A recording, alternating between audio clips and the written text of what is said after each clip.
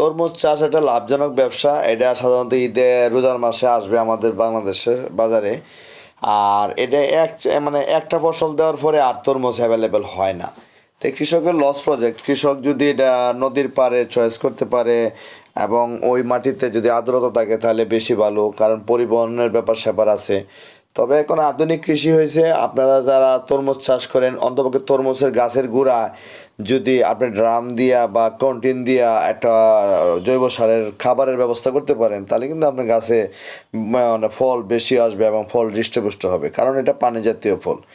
আপনি যে লিকুইড জৈব সার যদি গাছের গোড়ায় মাটির ফুড ব্যাংক হিসেবে ইউজ করতে পারেন তাহলে আপনি বেশি লাভবান হবেন এবং বেশি ফলন আসবে।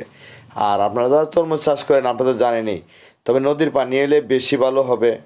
ভূগর্ভস্থ পানিতে আপনার শক্তি কম থাকে, এনার্জি থাকে কম, কারণ প্রোবায়োটিক কম থাকে।